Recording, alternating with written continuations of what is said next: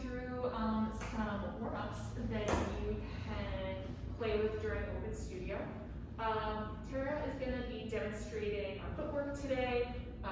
Really great foundational warm-up in the Pilates repertoire, both for us contemporary people and our classical friends as well. So we're going to get started. I have Tara on 2 red-ended glue, and she's going to start up on her heel bones, just finding a parallel position, feeling the femur bones really fall back into the pelvis, finding that nice neutral that we talked about earlier.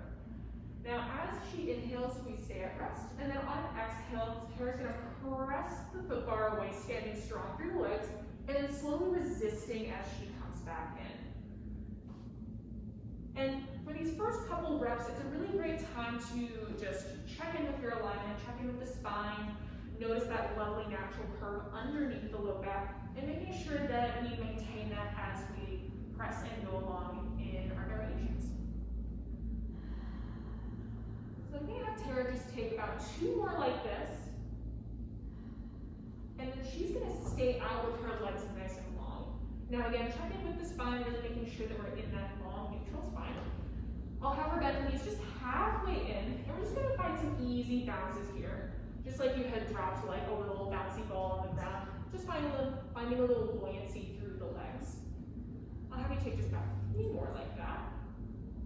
And then you'll press the legs out nice and long, finding length again, and then resisting and bending all the way back. Now from here, I'll have Tara maintain that nice parallel that she has going, but just walk down to the metatarsal, so the balls of the feet. Feel the toes have just a little bit of a wrap around the bar so that you can have a really firm grip and you don't slip underneath, especially since we're wearing socks. Now from here, I'll have Tara straighten her legs out and hold, and just allow the heels to sink underneath the bar. Now, she's feeling a really nice sense of weight both through the inner and outer edges of her toes. And then when she's ready, I'll have her rise up on her toes into a calf raise. And then slowly resisting down. And as she's lifting and lowering here, legs are staying active and long. And we're thinking of sending the weight into the second and third toe, so right in the center of the foot where we're most stable.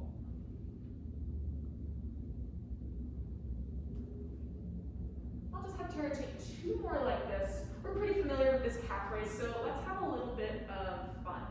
Tara, I'll have you kind of just tread your feet out here for a second, just so we don't ball up the calves too much.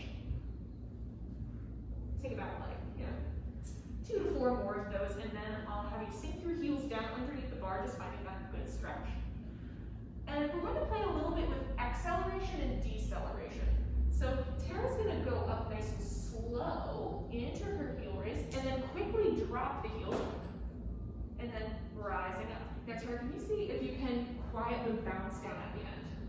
So slow up, and then quick down. Boom. Slowly up, and quick down. And you can almost imagine like your heels are landing in like sand, or on like a memory foam mattress. So feel the crown of the head. Yeah, that was really good. Yeah, turn the feet out. The last one was really nice. Whenever you're going for that quick resist, you almost want to think of the crown of your head reaching out a little longer behind you. Yeah, exactly. And Tara's doing a really nice job of finding the inverse of this on the quick up and then the slow down. Yeah, shake the legs out. Let's bring it into a little bit of a tread just so that you can loosen up your calves. And with that particular variation, quick and slow is all relative. So if quick is feeling challenging and you're getting a lot of the bouncing, just make it a little bit, make your soul a little slower, and just kind of, dial it down that way. I'll have Tara bend her knees in, and she's going to just allow the legs to flap over the foot bar, and we'll give the calves some much needed love here. So we'll just roll the thighs from side to side, and let the weight of the legs drop into the bar.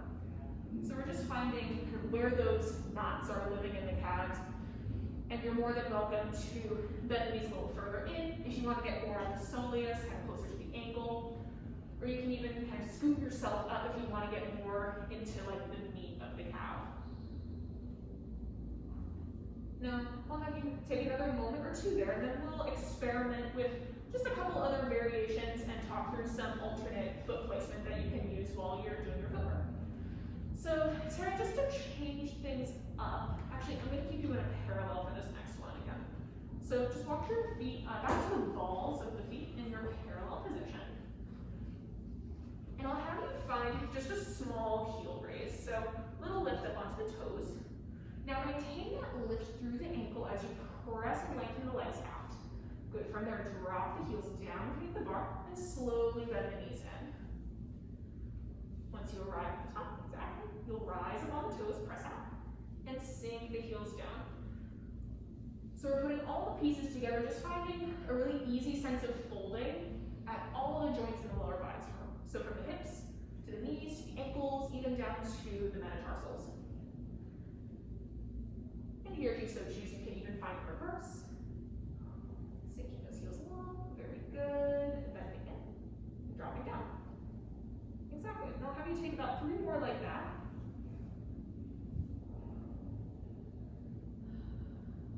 Gorgeous, exactly.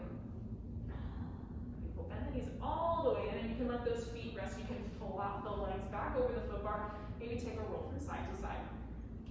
Now, with all of these variations, you can experiment with your foot placement. We just demoed it parallel, but you can also do these in your Pilates feet with your heels together, toes apart, or even out in your wide leg position in kind of like the bottom of a squat. So feel free to play around with this.